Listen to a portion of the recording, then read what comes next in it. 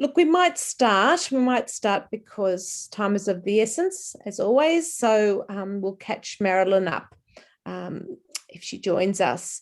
So welcome, everybody. And I'd like to acknowledge that we are I'm on the land of the Bunurong people and pay my respects to elders past, present and emerging, and would also like to share my prayers for what's going on in Israel on both sides at the moment. The unrest is very troubling and hope we see some peace there soon too. Okay, so I wasn't present at the last meeting for most of it. My recollection was, and Noah, please help me recall, that there was some discussion about running a training on consent for, what is consent for youth leaders. I haven't sent me minutes because that's my only recollection from the meeting. I'm trying to remember what, I'm sure I was there. I think we were talking about possible training sessions before winter camp. Yeah. And Rahi, do you recall what that topic would what you were discussing that topic would involve? I think it was broad. It was around potentially managing disclosures that may have been received during camp. Noah, does that sound vaguely familiar? Also, didn't we take minutes from that meeting? Someone did. Ah. Was it me? That would be really helpful if you did. I don't know. I just remember writing stuff down about that. I seem to think it might have been you. It's usually you, Noah, so I feel like that would be quite likely. What date was that?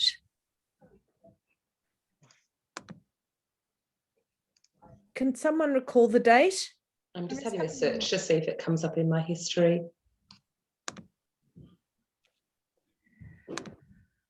I'm trying to figure out where I would have saved them if it was me.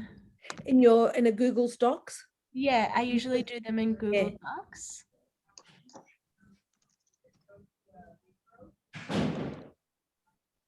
I just didn't. I know I didn't. The 2nd of March. Does that sound right? Yeah, it does. It does sound right. Deb, did you by any chance take any notes? I didn't. Okay. And Britt, possibly not either. No, I don't think I was at that meeting. I've just checked all the places that I would have saved them to if I was taking notes. I can't find anything.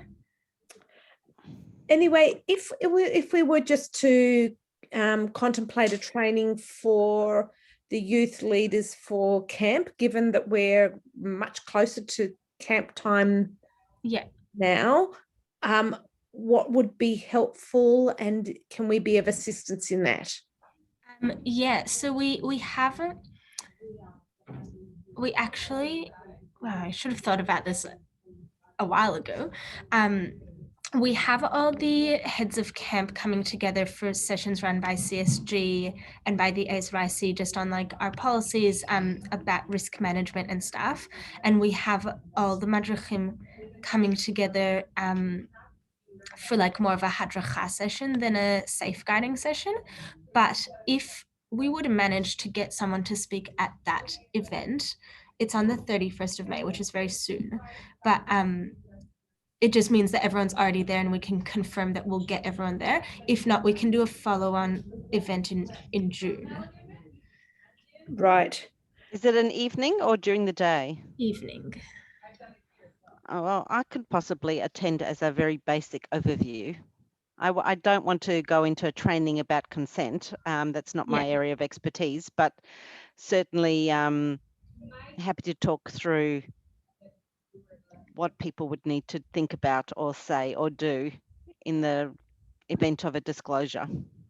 Yeah, I think something that we would they all have done training on responding to disclosures through the ACF. They have the online training, but the thing that tends to be best at face-to-face training sessions is scenarios, is like actually making them think through scenarios, because when they do the online training, it's like, cool, I can, do the quizzes pretty easily and tick the boxes.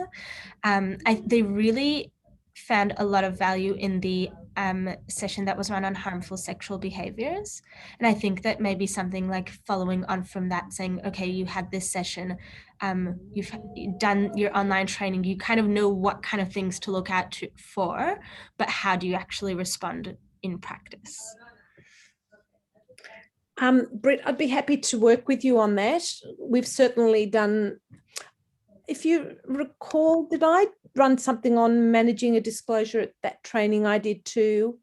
So, and I'm not sure that I did many case scenarios in that. I might have. I usually do, but I might not, because it might be short of time. But I totally agree. There's a lot of merit in a case scenario kind of training, capturing obviously the key points. It just reinforces the messages that they would have got in that initial training. But it's when it's here's a situation, what do you do? It's much more confronting and probably could be a good combination, because you can talk about the therapeutic side of things and support side of things. Yeah. And I can talk about a bit more of the legislative side of things. yeah. I think like because what tends to happen is we have like a time slot, and then we spend a lot of time on like the going through the what, and then we always run out of time for the scenarios. But because we know that they've all done the training, most of them went to the session. Either, Michelle, you ran a session for all the first year leaders at the start of the year, although a lot of them were missing from that one. Yeah. Or they all went to the harmful sexual behavior session as well. Maybe it would be good to just focus more on the scenarios rather than on the what. Yeah.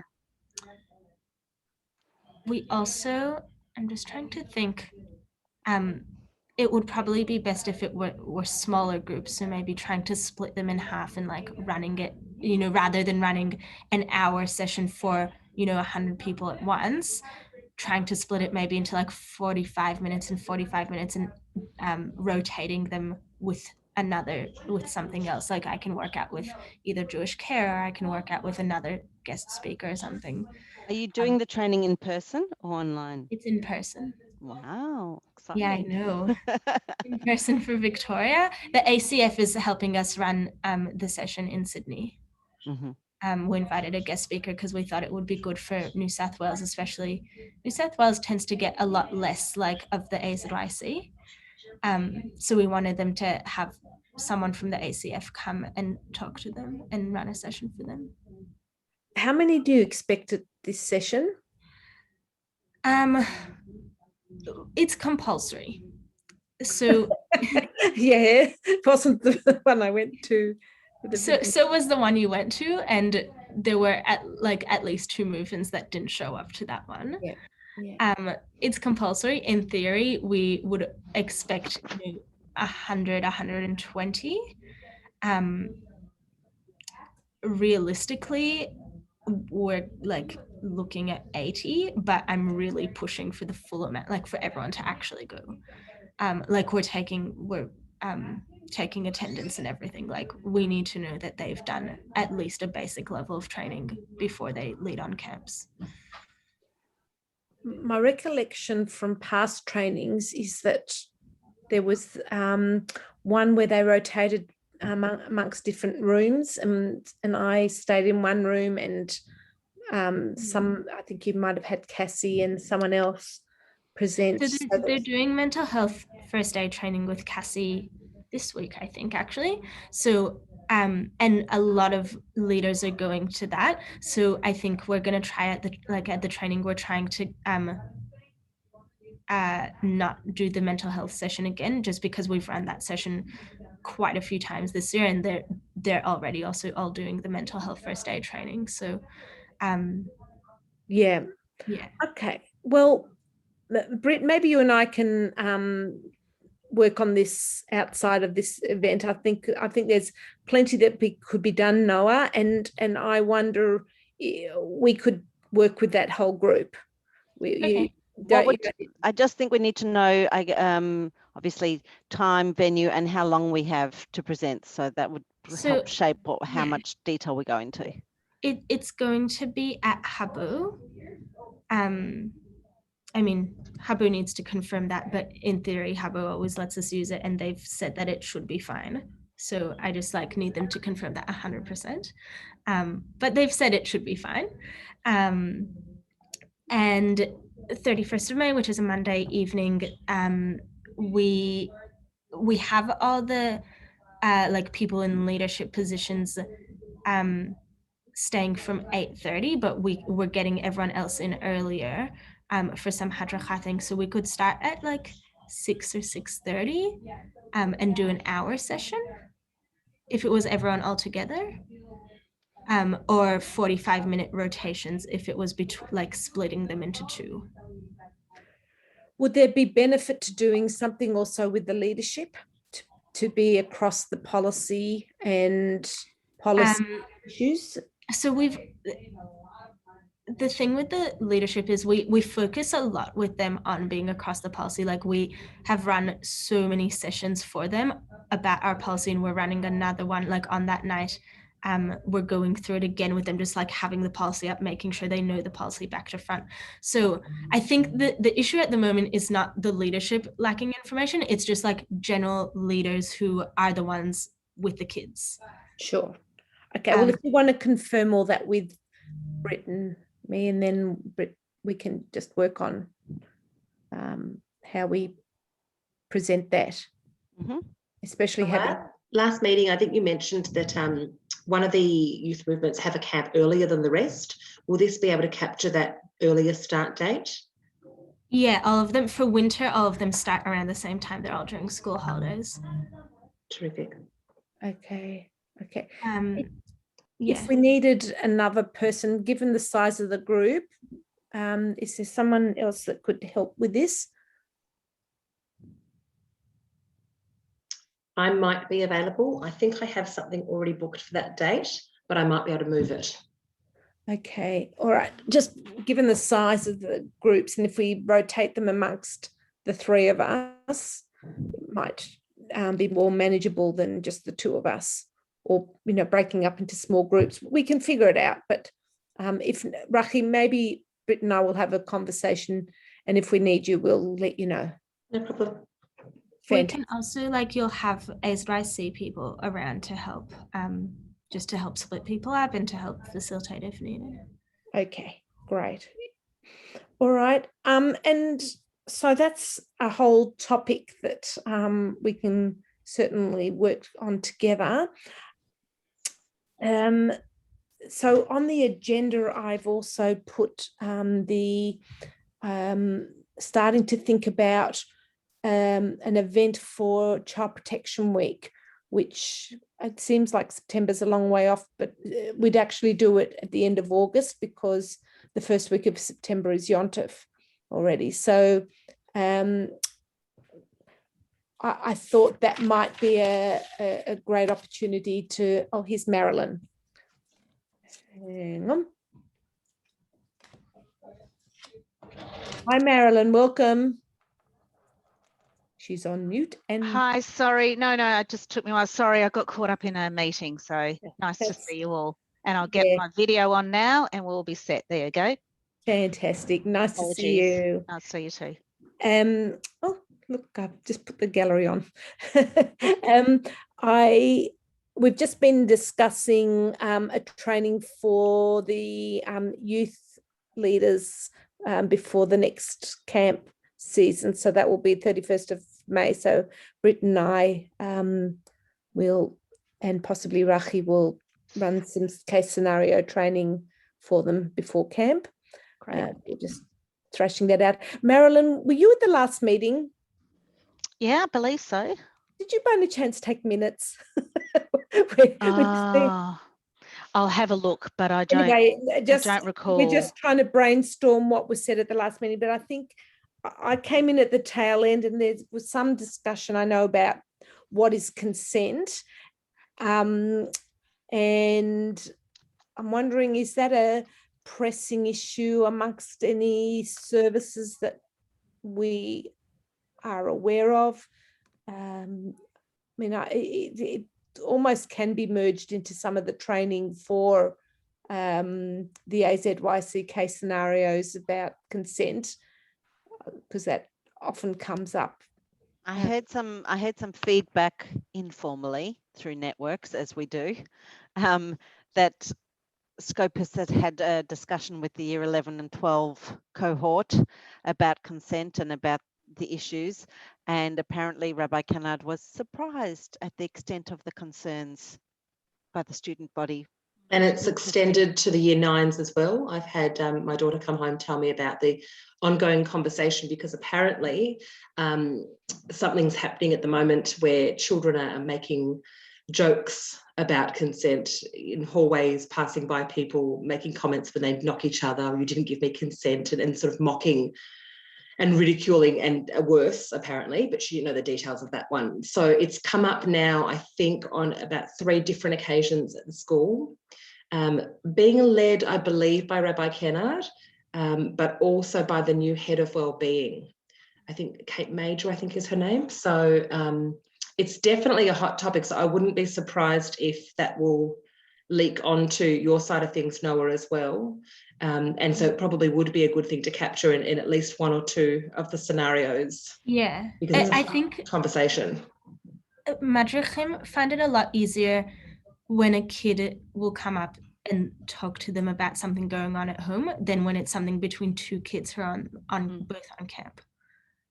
Like that peer-on-peer element is really hard for Madrichim to know how to respond to. I think that would be great if we could have a few scenarios on that. I don't think it's just the Madrichim that find it difficult, Noah. I think most people are finding that probably one of the most challenging safeguarding examples to manage. So it's definitely a pertinent topic, and it's one that needs to be addressed because it is so grey. There's no clear-cut perpetrator or victim, and how you manage it can be tricky, particularly for young people. So I think that's probably a good topic to be covered off as well. I wonder whether separate to that training, because I agree, Rachi, I think that's a good thing to do, but I wonder whether it's worth inviting the wellbeing coordinators of the Jewish schools together to have a conversation with us about their concerns. I mean, consent's the big thing now, and there'll be Department of Education will be doing some work around that generally, but whether that trickles into our Jewish schools is what's in question. So it may be better, I mean, given this sort of committee that we have, it may be good to invite them to have a conversation with us or some representatives about what concerns they have, what they're thinking about doing in their school, whether they're concerned that things will or won't be done, what they're hearing, to see whether we can collectively structure something that meets that sort of need. So rather than it being necessarily part of the general sort of safeguarding, pre-camp AZYC sort of training, which is great, like not to dismiss that, but, the school experience is a very different one. And I know a lot has, with some of the schools that, the non-Jewish schools that our kids go to, like Wesley and those, there've been issues, so many issues that have arisen out of those schools of late that I'm sure this is part of a conversation that's happening, and it is in terms of the Department of Ed. So it seems like might be worth us doing something a bit more proactively. I don't know. Just a thought. I think that's a great idea, Marilyn. I think it would be great for us to specifically target leaders and educators that would be involved in that conversation. I think we also assume that there are leaders that are taking that role in some of the Jewish day schools, and they may not be. And I think we should flip it on its head, because we tried to engage obviously education at the start of this, and they were a bit perplexed about what we were wanting from them. So perhaps if we flip it on the head and say, we are here, we are experts in this field, would there be something that would be useful for the Jewish school community in this area, given it's a bit of a hot topic and you're missing out on some of the government arranged or funded training packages that are being rolled out? Would it be useful for us to put something together? What would be useful? What would it look like? Who would it be targeted to? And perhaps if we aim that to the wellbeing coordinators at the school rather than the principals, because clearly the principals may not be in touch with what's going on at the schools a little bit, although some of them may be. But that might be a different angle to approach it from. Yeah, I think so. I think the, we could either go, ideally what you want to do is consult with the welfare coordinators, then if need be, develop something and then offer it. But let's see how many engage and don't engage, because the other option is that, we could still just develop some ideas that we then kind of bring forward. So it depends on the school and how it works, but it'd be great to consult, because I think this is the hot issue now, and I think it's an issue that's really difficult, and it is a difficult one for schools to kind of navigate, and the expectation is that they will. So be nice if they felt like they had some support. Marilyn, do you have relationships with the wellbeing officers? Yeah, we do. Yeah. So I'm wondering if maybe you or whoever, whether it's Cassie, you, and someone were to work on, I don't know if we did a very basic needs analysis with those with that group, or whether just the process of starting that conversation. We're here, this is who we are, could we facilitate something for you around this topic? And we had that as a conversation. What's going on in schools right now with this? Raki's example is a really helpful one, but what are they experiencing? Are children or young people raising concerns more so because of the public awareness around the issue? That we could possibly start with a conversation with the group and then take that away and develop something for them. So I could do it if you want. I could kind of prepare a letter or email version of a letter on our behalf, send it to you to see if that feels okay with what's written, which will be kind of just contextualizing the whole kind of focus on consent, and then asking whether they'd be prepared to have a conversation and consultation with us. I'm happy to do that and send it to you all for your thoughts and input. Does that? I mean, yeah. I can ring them, but it'd be nice for them to know that it's from this group, and that sometimes it's trying to make sure you're wearing the right hat at the time. So I'd rather it maybe start with an email or a letter, and then I'll follow it up with a phone call, or a couple of us can follow it up with phone calls. Does that sound reasonable? Yep. Okay. As long as I think messaging that we're happy to tailor something towards what they think they need, if they think they need something. Yep. Agree. Yeah. That sounds great, Marilyn. And it reminds me, I had a conversation with Etty Rosenbaum, who is a policy manager in the Department of Education for the Respectful Relationships program, and she was keen to join this group. And I thought I would put it to the group to see if everyone was happy, because we don't really have an education representative at the moment.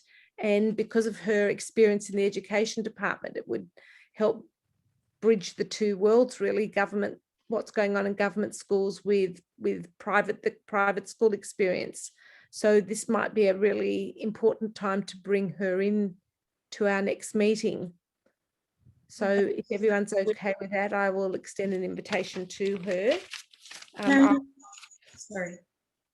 Go on, Catherine. I'll send you a bio on her so you know who she is too. Yeah.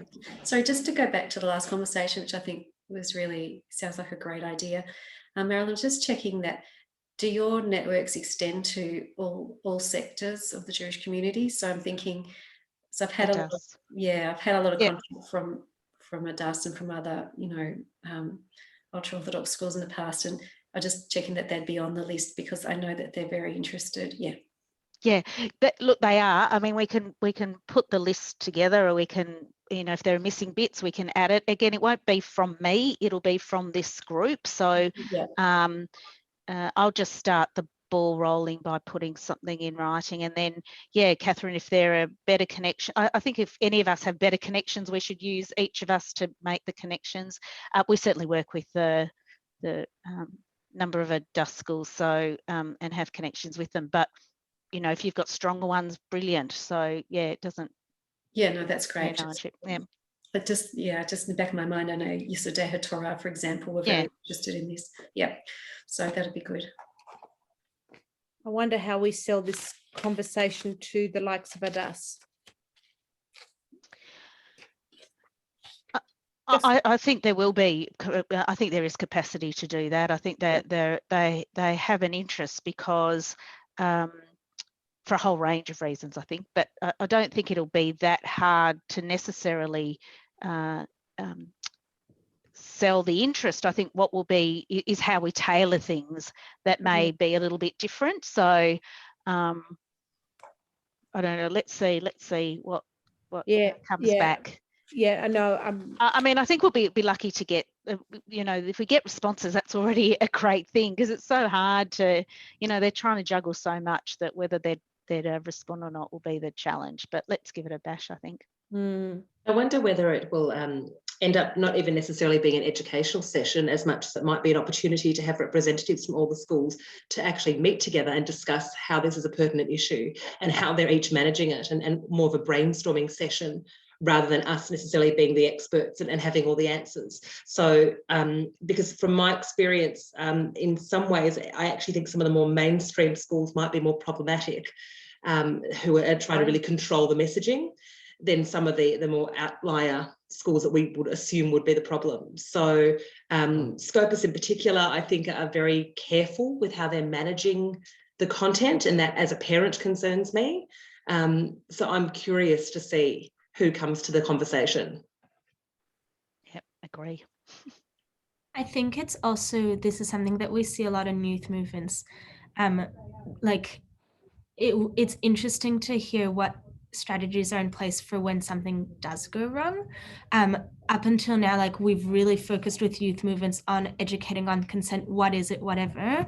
And then especially with some movements who have taken it really seriously, when something does go wrong, they don't know how to deal with the person who has done something wrong. They, instead of dealing with it, they just push them away and say, okay, that's it, you're not part of our community anymore. And it's I think we're educating them a lot to know what's wrong, but not to learn how to live in reality. In their minds now, they have this ideal reality, and it's great that they have that ideal reality, but unfortunately that's not the society we're living in. So then when things do happen, they have no idea how to deal with it. Not necessarily with kids, I'm speaking more about between madrichim. There's been a lot of situations that have come up that people just don't know how to manage. I guess it would just be interesting to hear what do you do in a school when something does go wrong, when something happens between two participants and one of them has really obviously done something wrong. I think for youth movements, it's much harder. Often schools will have structures and processes and a whole lot of things in place. Whether they're effective or not is probably what we could have a conversation about. But for youth movements, particularly amongst Madrachim, there's no guidelines. There's no. It's really then about your ethical thinking and where you want to position yourselves, and that is a whole conversation. I think that's. It's almost like a fantastic thought around how we might look at, how we help guide that sort of thinking, because the impact's big. If you're, it can impact if you're kind of alienating people from, whichever, Habonim or Hashomer or wherever you are from, because of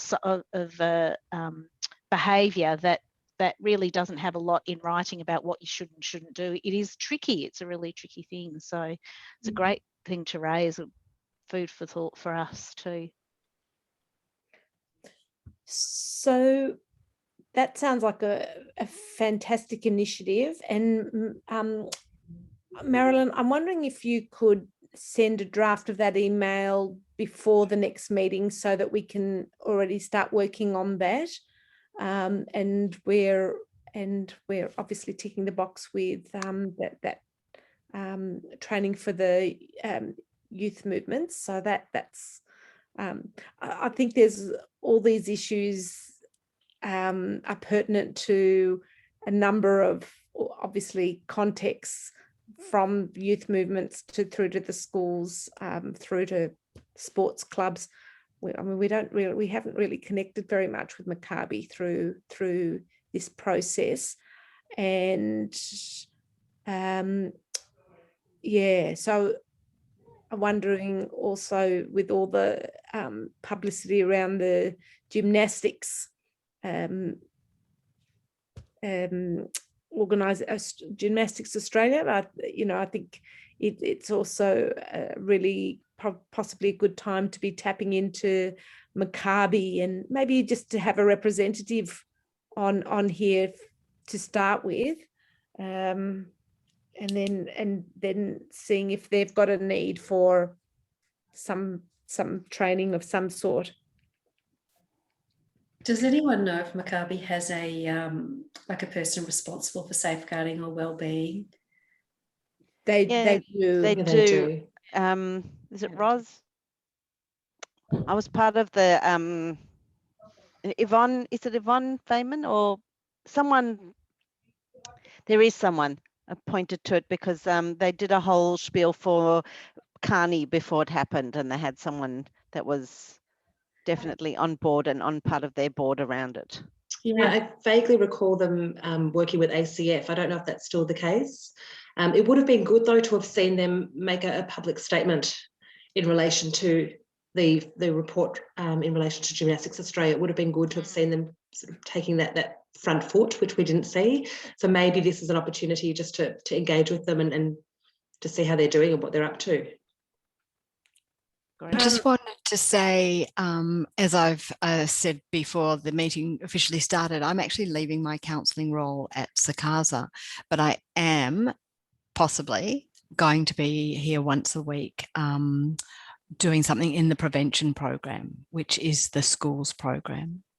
So, maybe that means I can continue somehow linking in, and I don't know. And I'll be working at Monash Uni as well as a counsellor, but just as a contractor. So I don't know, what connections or whatever that means. But just wanted to put it out there in case there's any usefulness. Thanks, Deb. Do you know if the schools program has started up again? I believe it has. Yeah, okay. I'm not part of it yet. I'm just getting through. Yeah, but I believe it has. Okay, so maybe we'll also try and catch up with Lisa Bellelli, who's been running the programs in the Jewish schools, just to see what. That might be a really good idea. Because she definitely has been involved. Yeah. And that might help us too, Marilyn, just knowing what's happening at the schools with prevention programs, because SEDEC certainly had been running the programs, and now Sakasa, they were offering those programs until unfortunately last year. And so if those are being re-established, then that would be really helpful too. Yeah, well, I did go out with Lisa to a school, so I know they have started.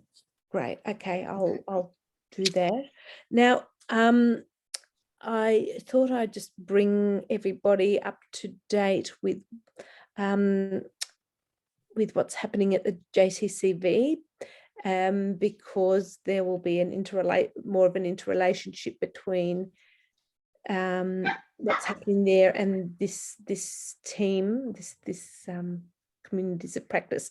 The JCCV has with the change of leadership, we've now got more focus on key areas of priority for the organisation, and one is safeguarding. That's one of their top priorities, and we're in discussions about actually setting up a safeguarding unit for the Jewish community that will be under the auspice of the JCCB.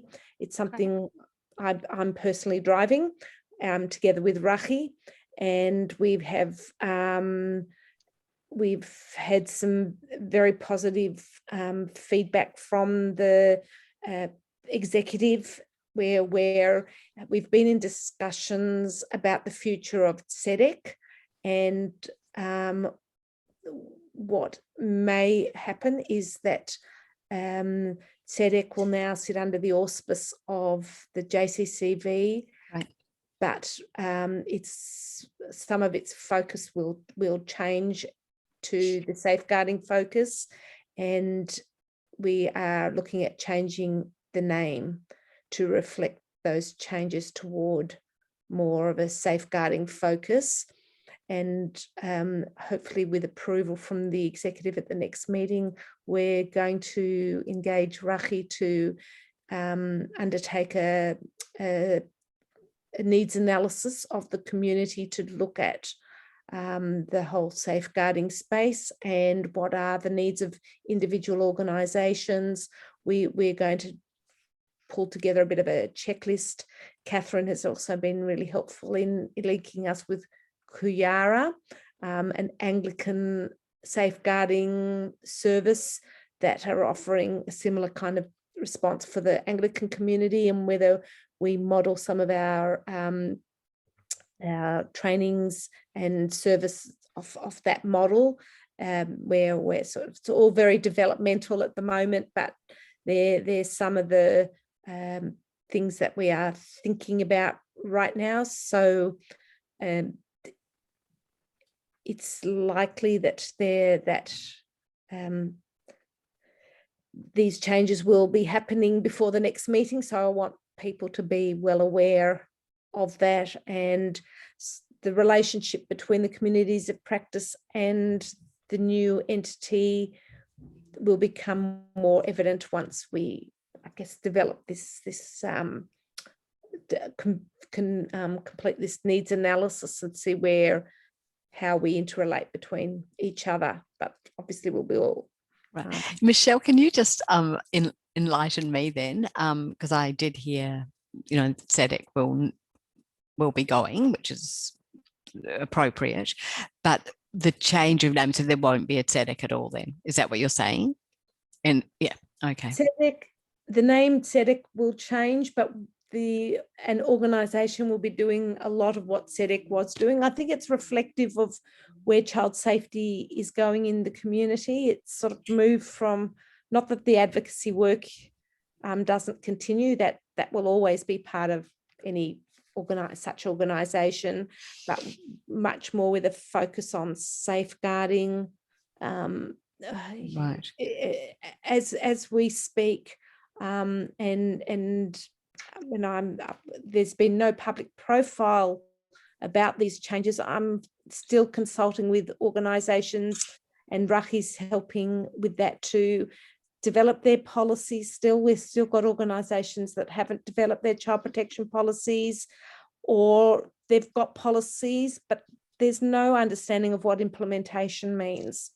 And I think that's where I would like the safeguarding focus to be on, what actually does implementation of a policy look like. And our conversations with NOAA is, I think, reflective of an organisation that is implementing their policies on a regular basis and has multiple strategies for implementation, whereas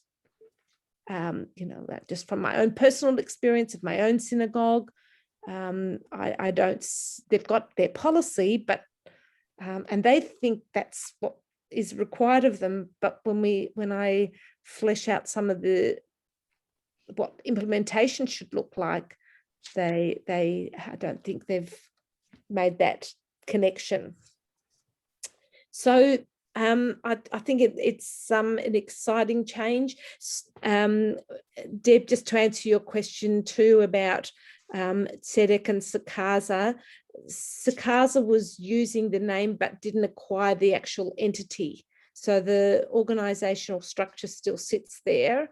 And that's what will be incorporated into the JCCV. So I guess what I'm asking then, so it's out of like soon. There's no connection now with SACASA.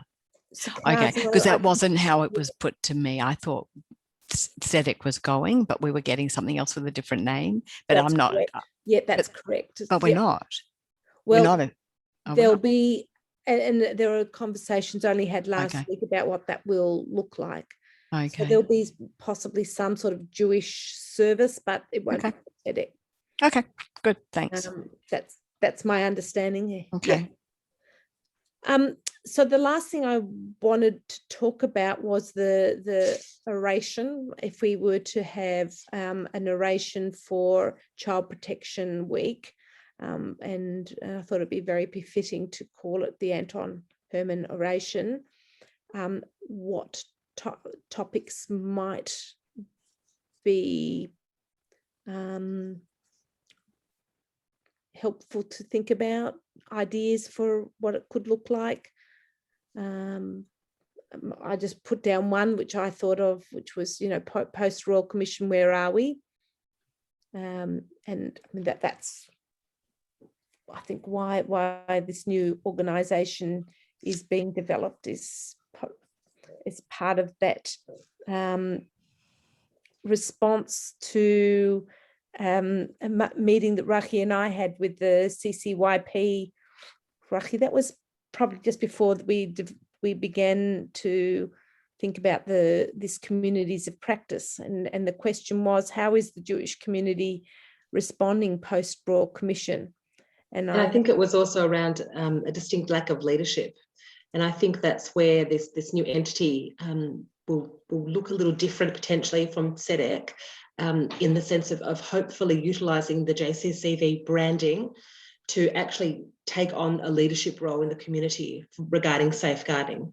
And I think that's where we have a distinct challenge that other communities don't seem to have so many issues, because they are far more singularly focused with leadership. And I think that topic is really pertinent, particularly if this new entity gets up and running around that time, if not before. I think it would be wonderful to use that opportunity to actually look at why it has taken so long for the Jewish community as a whole to take on the safeguarding message, and what work is there left to be done to keep that topic front and centre. I think just to be a little bit mindful, because JCCV did take this topic on, and Catherine, you were involved in doing a lot of training, and there was a group that was running, and it was, multifaceted. So just to be, would just be a little bit careful with language around that, because I think JCCV, I don't know what happened then beyond that, but for a period of time, JCCV was holding leadership around safeguarding, was directing, was encouraging a whole lot of entities within the community to consider safeguarding policies. Catherine ran about 10 billion sessions of training, and it was really, it was quite impressive. But I think, and it's still spoken about today, Marilyn. You're absolutely right, and I think that that's actually what keeps being discussed as the gold standard of what the JCCV needs to get back to. Okay, so it's not a discussion that it's never been done before. It's that it needs to keep doing that great work that was being done. And the training that Catherine ran personally, I hope you don't mind me saying, Catherine, is still spoken about today, very fondly by multiple areas of Jewish communities. I think that is definitely front and centre about returning to that with the same gusto that it had in the past. Yeah. And I think we look at returning to rather than, why has there been no leadership? I guess there was, it just, I don't know why it fell apart, but I think as long as we acknowledge that, I don't want anyone to get upset to say actually there was, and that's all. Well, it's very much issue, but yeah, Marilyn, and you're absolutely right, and that's certainly acknowledged in all the work I'm doing there's acknowledgement of the good work that was done, and it is about reinstating the JCCV as that centre of excellence, really, for the community, and being the driving change. Why it stopped, that's anyone's guess, but it's about reinstating that and developing even more of a presence than previously, because there are a range of services that we can be offering from that centre, and that's the intention. So in thinking about that topic, I've presented it before at another conference, and this was some years ago, but it was along the lines of, if a child was moving into this community now, what would their experience be, or what would the organisation's response be to the safeguarding of a child if they were living in this community now, as opposed to, I don't know, 5 years ago? And it's not casting aspersions on organisations, but for example, if their parents were looking at wanting to send them to a youth movement, what would that experience be like? What would they see on the website? What would they see as they as the child enters, say AZYC? What would happen if they were going to a Jewish day school? What would happen if, I don't know, if their child experienced something at school? What would happen?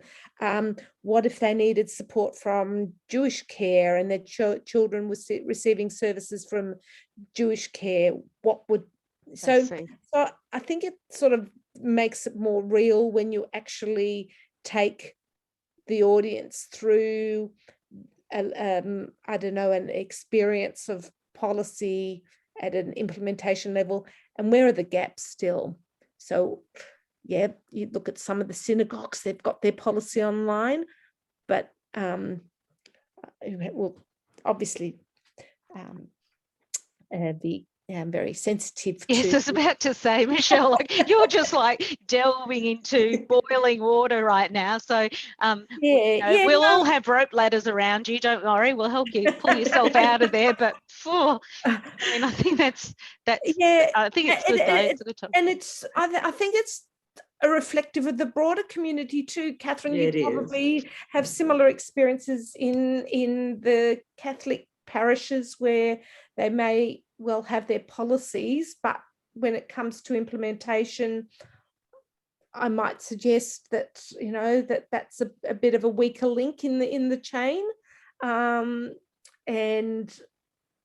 Rachi, your experience in other faiths services, there are still weak links in this whole safeguarding process, and I think it's reflected that it's developmental, and we're all still learning. And the next stage, as far as I can see, is, well, what does implementation of a policy actually mean? And I think you can also use that from a strengths-based perspective, where we can actually highlight some key organisations who are doing great work in the space, at the same time as just discussing where the gaps potentially are and where to from here. What are the next steps, so that we keep this topic front and centre. And that is absolutely reflective of the broader community. There's kind of been somewhat of a lull, I think, post-Royal Commission. People are getting very comfortable that they've ticked a few boxes and that they're on track. But there's definitely a lot of work to go, particularly in the areas of youth empowerment and challenging the status quo and culture shift. So the sort of big picture items are definitely challenging for most religious and other organisational settings. But I think that from a Jewish point of view, we have done some great work. I think that's absolutely reflective in AZYC and a number of others, but also there are ongoing challenges, not to mention the cost associated with that and who needs to be involved. And maybe it's an opportunity for us to really showcase what it is that we hope to achieve from the community of practice at that point as well, and make some clear decisions about where we're going. as a group. Support the community, because it just keeps on getting more complicated as people get their Exactly. head around one thing. There's another complicating factor, and we've got now all this gender issues around children that are gender fluid, and where do you, if someone identifies as female but they're male, and where do you place them in camp rooms, and all of those complicating things which are now there with for youth movements in schools and the community as well. Absolutely. Yeah. If we reflect, I think the community has come a long way from the very beginning, but there's still a long way to go. Yeah.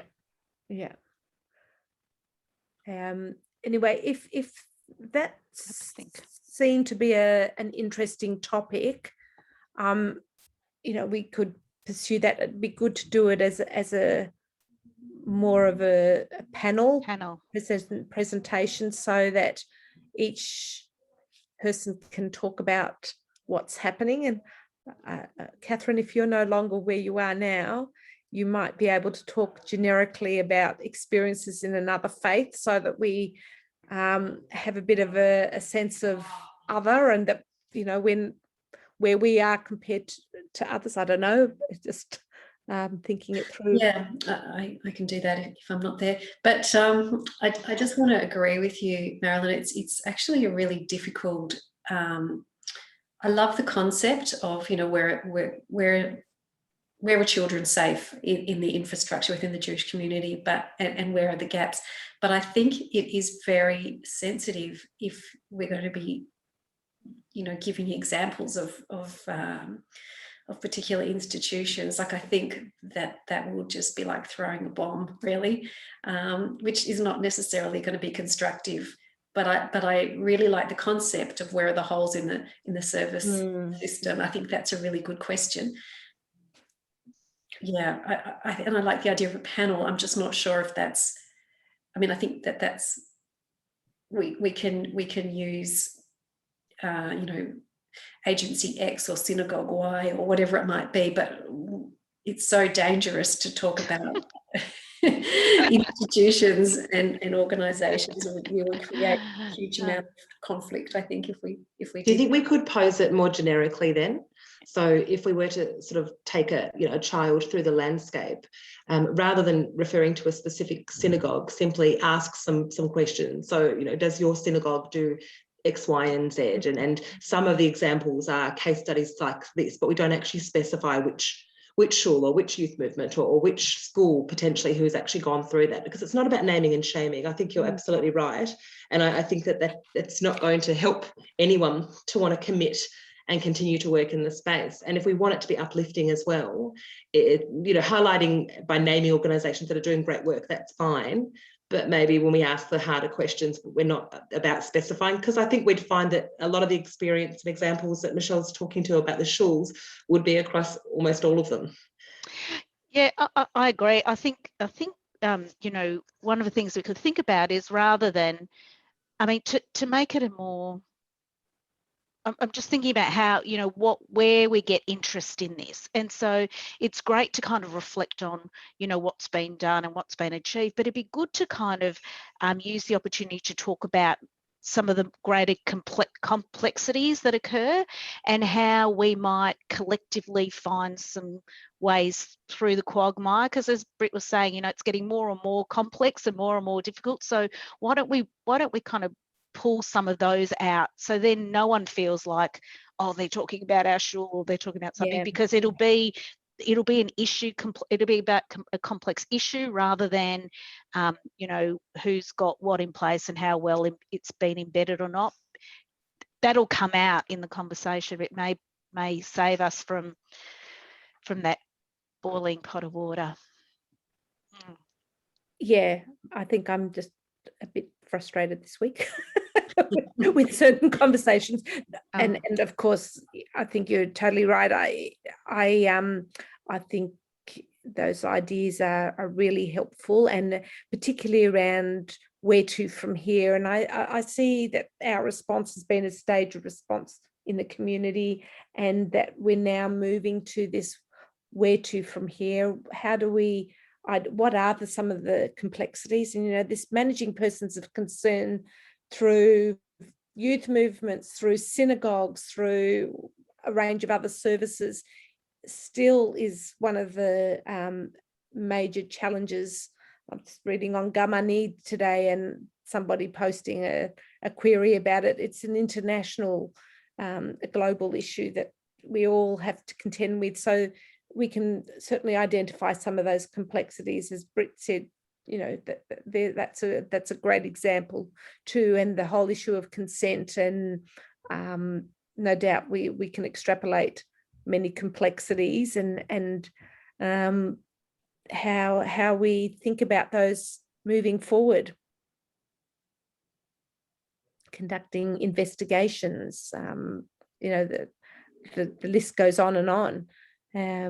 So we can give more thought and thrash it out. I'll minute those ideas, and then maybe we can flesh it out more at the next meeting, and start by then to have some structure to it so that we can start to promote it.